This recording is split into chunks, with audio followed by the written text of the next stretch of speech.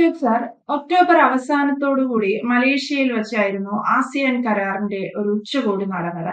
അതിൽ മോദിയും ട്രംപും തമ്മിൽ ഒരു സഹകരണ കരാറിൽ ഒപ്പിടും, ഇരുവരും തമ്മിൽ ഒരു കൂടിക്കാഴ്ച ഉണ്ടാകും എന്നൊക്കെ തരത്തിൽ ട്രംപ് തന്നെ മാധ്യമങ്ങൾക്ക് മുന്നിൽ പറഞ്ഞിരുന്നു. പക്ഷേ മോദി എത്തിയില്ല. എന്തുകൊണ്ട് മോദി പോയില്ല എന്ന ചോദ്യങ്ങൾക്ക് ചില ബി.ജെ.പി സോഷ്യൽ മീഡിയ ഹാൻഡിലുകളിൽ അല്ലെങ്കിൽ ദേശസ്നേഹികളുടെ ഒക്കെ ചില സോഷ്യൽ മീഡിയ ഹാൻഡിലുകളിൽ പ്രത്യക്ഷപ്പെടുന്ന ചില കുറിപ്പുകളുണ്ട്. അതായത് ചില അന്താരാഷ്ട്ര ഏജൻസികൾ അല്ലെങ്കിൽ അന്താരാഷ്ട്രപരമായി പ്രവർത്തിക്കുന്ന ചില സംഘങ്ങൾ നമ്മുടെ പ്രധാനമന്ത്രി നരേന്ദ്രമോദിയെ വധിക്കാൻ ലക്ഷ്യമിടുന്നു എന്നതാണ്. അതിനവർ നിരത്തുന്ന ചില ഉദാഹരണങ്ങളുമുണ്ട്. റഷ്യയിൽ നടന്ന എസ്ഇഒ മീറ്റിൽ ഉൾപ്പെടെ നടന്ന ചില കാര്യങ്ങൾ, ബംഗ്ലാദേശിൽ കൊല്ലപ്പെട്ട ഒരു US കമാൻഡറിന്റെ അങ്ങനെ ഒരുപാട് ഉദാഹരണങ്ങൾ. കേൾക്കുന്ന വാർത്ത എത്രത്തോളം ശരിയാണ്? ഇന്ത്യൻ പ്രധാനമന്ത്രി നരേന്ദ്രമോദിയെ വധിക്കാൻ ഏതെങ്കിലും ലോകശക്തികൾ അത്തരത്തിലുള്ള പദ്ധതി തയ്യാറാക്കുന്നുണ്ടോ? ഈ അവസാനം ചോദിച്ച ചോദ്യത്തിനെ പറ്റി ഒരു അഭിപ്രായം പറയാനുള്ള അറിവോ അക്കാര്യത്തിലുള്ള ഒരു അക്സസിബിലിറ്റി, എന്തെങ്കിലും തരത്തിലുള്ള അക്സസിബിലിറ്റിയോ, അതായത് ഇപ്പം പ്രധാനമന്ത്രിയോടോ അല്ലെങ്കിൽ അദ്ദേഹത്തിന്റെ സെക്യൂരിറ്റിക്കാരോടോ ആരോടെങ്കിലും അക്സസിബിലിറ്റി ഉള്ള ഒരാളല്ല ഞാൻ. ഇത് ഉളുപ്പില്ലാത്ത പത്രപ്രവർത്തകർക്ക്, മാധ്യമപ്രവർത്തകർക്ക് വേണമെങ്കിൽ അതിനെപ്പറ്റി അഭിപ്രായമൊക്കെ പറയാൻ പറ്റും. പക്ഷേ ഒരു സാധാരണ പൗരനെ സംബന്ധിച്ചിടത്തോളം ഇതിനെപ്പറ്റി നമുക്കറിയാൻ വയ്യാത്തൊരു വിഷയമാണ് ഇവരുടെ പ്രധാനമന്ത്രിയുടെയും പ്രസിഡന്റിന്റെയും കേന്ദ്രമന്ത്രിമാരുടെയൊക്കെ സെക്യൂരിറ്റിയും. അതിന് അവർക്ക് കിട്ടുന്ന റിട്ടേൺ ആയിട്ട് കിട്ടുന്ന ഒരുപാട് ഇന്റലിജൻസ് റിപ്പോർട്ടുണ്ട്. ഇന്ത്യക്കുള്ളിലാണെങ്കിൽ IB-യുടെ റിപ്പോർട്ടുണ്ട്, ഇന്റലിജൻസ് ബ്യൂറോയുടെ റിപ്പോർട്ടുണ്ട്. പിന്നീട് റോയുടെ, പ്രധാനമന്ത്രിയും ബാക്കിയുള്ള രാജ്യരക്ഷാമന്ത്രിയെ സംബന്ധിച്ചിടത്തോളം ഒക്കെ ആണെങ്കിൽ റോയുടെ ഒക്കെ റിപ്പോർട്ടുകൾ കാണും. അപ്പൊ ഇങ്ങനെയുള്ള പിന്നീട് വിദേശ രാഷ്ട്രങ്ങൾ നമുക്ക് നൽകുന്ന റിപ്പോർട്ടുകൾ കാണും. ഈ റിപ്പോർട്ടുകളൊക്കെ അവര് ഔദ്യോഗിക ഇങ്ങനെയൊന്നും ഈ മാധ്യമപ്രവർത്തകർ വെച്ച് അലക്കുന്നത് പോലെയൊന്നും അവര് ഇതൊന്നും പുറത്തുവിടാറില്ല. അതുകൊണ്ട് ഇതിന്റെ സോഴ്സ് എന്താണ് എന്ന് നമുക്ക് പറയാൻ പറ്റില്ല. എനിക്കറിയില്ല ഇതിന്റെ സോഴ്സുകളൊന്നും. ഈ വാർത്തകളൊക്കെ എങ്ങനെയാണ് കുമിളകൾ പോലെ മുളച്ചു പൊന്തുന്നത്? അത് ഒരു പ്രൊപ്പഗൻഡയോ നെഗറ്റീവ് പ്രൊപ്പഗൻഡയോ എന്ത് വേണമെങ്കിലും ആകാം. കാരണം ഞാൻ ഇപ്പോൾ ആലോചിക്കുന്നത്, ഇന്ദിരാഗാന്ധി വെടിയേറ്റ് മരിക്കുന്നതിന് മുമ്പ് അവര് പലതവണ ആവർത്തിച്ച ഒരു വിഷയമുണ്ട്. അതായത് എൻ്റെ രക്തത്തിന് വേണ്ടി, അല്ലെങ്കിൽ ഞാൻ വെടിയേറ്റ് മരിക്കുന്നല്ല, എൻ്റെ രക്തത്തിന് വേണ്ടി ദാഹിക്കുന്നവരുണ്ട് എന്ന് പറഞ്ഞുകൊണ്ട്. അങ്ങനെയുള്ള പ്രസ്താവനകളൊന്നും നമ്മുടെ പ്രധാനമന്ത്രിയിൽ നിന്ന് ഇതുവരെ ഉണ്ടായിട്ടില്ല.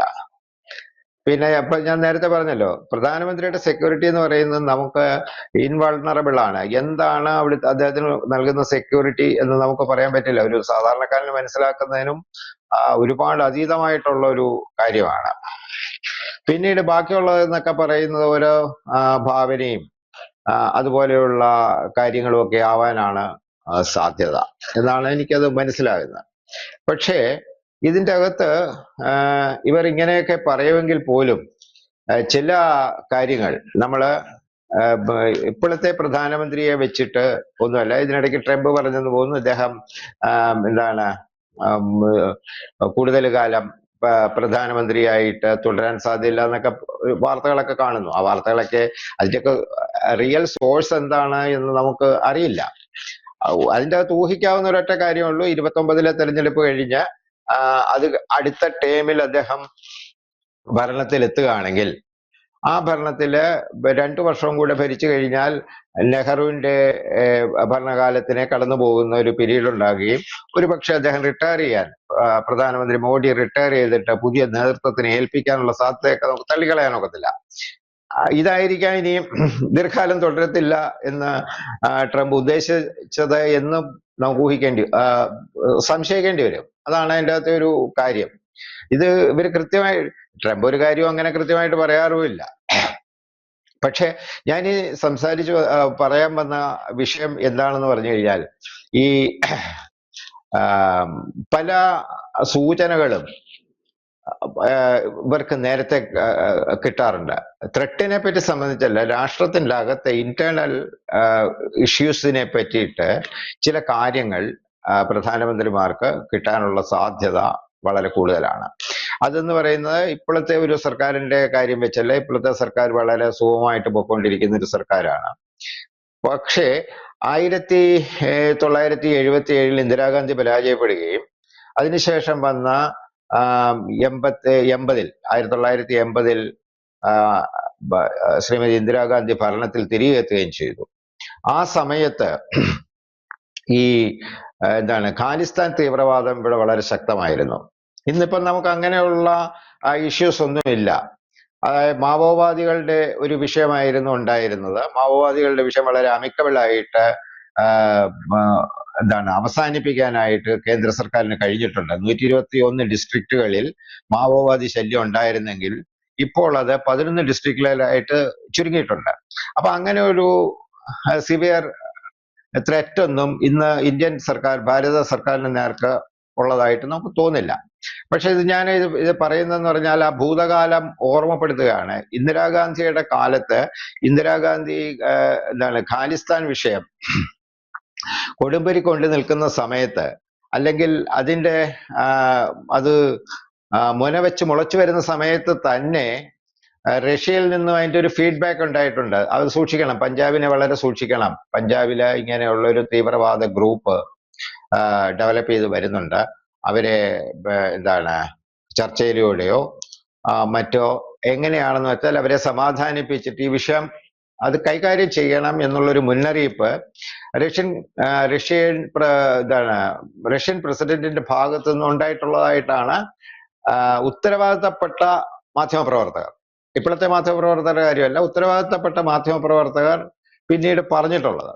അപ്പൊ പക്ഷേ ഇന്ദിരാഗാന്ധി എന്തുകൊണ്ടോ അതിനെ ഒരു അവഗണിക്കുകയാണ് ചെയ്തത്. അത് പൂർണ്ണമായിട്ടും അതിനെ ആ അർത്ഥത്തിൽ എടുത്തില്ല. കാരണം അവർക്ക് അത്ര കോൺഫിഡൻസ് ഉണ്ടായിരുന്നു എന്ന് തോന്നുന്നു. അതുകൊണ്ടാണ് തന്റെ സെക്യൂരിറ്റിക്കകത്ത് സിഖുകാരെ ഒഴിവാക്കാതിരുന്നത്. ഈ വിഷയം മുന്നോട്ട് പോവുകയും പിന്നീട് ഇത് ഖാലിസ്ഥാൻ വാദം വളരുകയും സുവർണക്ഷേത്രത്തിൽ സിഖുകാര് തമ്പടിച്ചിട്ട് ഈ ഖാലിസ്ഥാന് വേണ്ടിയിട്ട് വളരെ ശക്തമായ പോരാട്ടം തുടങ്ങുകയും ചെയ്ത സമയത്ത് ഇന്ദിരാഗാന്ധിക്ക് ഇതിന്റെ പ്രയാസം എന്താണെന്നുള്ളത് മനസ്സിലായി. അതിനെ തുടർന്നിട്ടാണ് ഓപ്പറേഷൻ ബ്ലൂ സ്റ്റാർ നടത്തേണ്ടി വന്നത്. ഓപ്പറേഷൻ ബ്ലൂ സ്റ്റാർ എന്ന് പറയുന്നത് അവസാനം ഇന്ദിരാഗാന്ധിയുടെ മരണത്തിലാണ് അവസാനിക്കേണ്ടി വന്നത്. വളരെ ദാരുണമായ ഒരു സംഭവമാണ് അത്. ഇതിനെപ്പറ്റി പറഞ്ഞിട്ടുള്ള വിഷയം എന്ന് പറയുന്നത്, ഇത് മുളയിലെ നുള്ളിയിരുന്നെങ്കിൽ ഈ വിഷയം അവിടെ പഞ്ചാബിലെ ഖാലിസ്ഥാൻ വാദത്തെ മുളയിലെ നുള്ളിയിരുന്നെങ്കിൽ അതിന് ചെറുതായ ചില പൊളിറ്റിക്കൽ സ്വാന്തനങ്ങളൊക്കെ കൊടുക്കാൻ ശ്രീമതി ഗാന്ധി ശ്രമിച്ചിട്ടുണ്ട്. അങ്ങനെയാണ് ജ്ഞാനി സെയിൽ സിംഗ് ഇന്ത്യയുടെ പ്രസിഡന്റ് ആയിട്ട് വരുന്നത്. സിഖ് സമുദായത്തിൽ നിന്നുള്ള ആദ്യത്തെ പ്രസിഡന്റ് ആണ് ജ്ഞാനി സെയിൽ സിംഗ്. അദ്ദേഹത്തിന് ആ സ്ഥാനം കൊടുത്തു. പക്ഷെ അതുകൊണ്ടൊന്നും അവിടെ ഉണ്ടായ വിപ്ലവ അല്ലെങ്കിൽ ഈ കലാപ സ്വഭാവത്തിനെ അടക്കാനായിട്ട് കഴിഞ്ഞില്ല.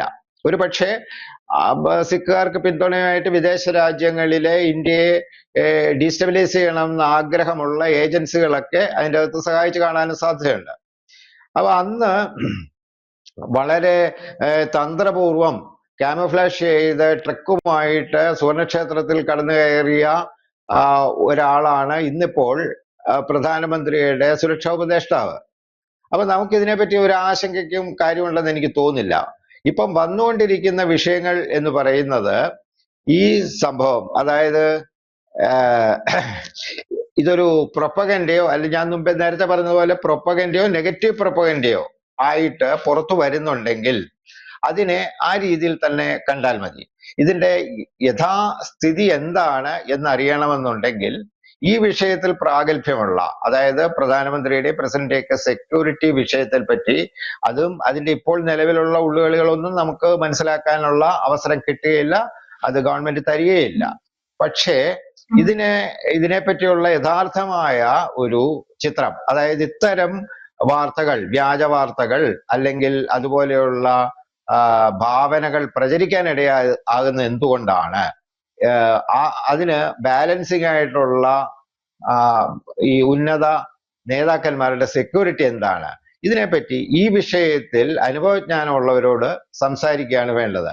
ഇത് നമ്മളിപ്പോൾ സംസാരിക്കുകയല്ല. ശരിക്കും പറഞ്ഞു കഴിഞ്ഞാൽ ഈ വാർത്ത അതിന്റെ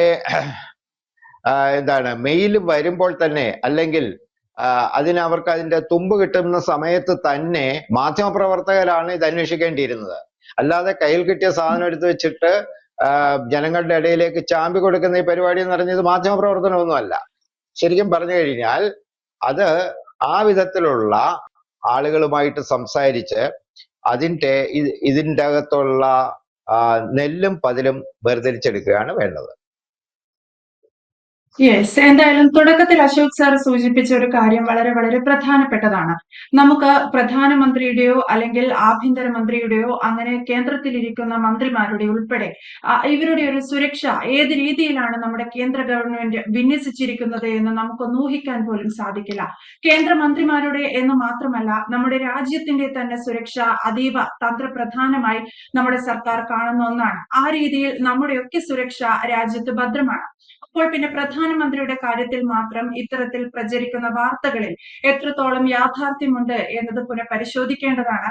ഇത്തരത്തിൽ സോഷ്യൽ മീഡിയ ഹാൻഡിലുകളിൽ, വാർത്താ മാധ്യമങ്ങളിൽ ഉൾപ്പെടെ പ്രധാനമന്ത്രി നരേന്ദ്രമോദിക്ക് നേരെ വധഭീഷണിയുണ്ട് എന്ന തരത്തിൽ വാർത്തകൾ വലിയ രീതിയിൽ പ്രചരിക്കുന്നുമുണ്ട്. വ്യക്തമാണ്. Thank you Ashok sir.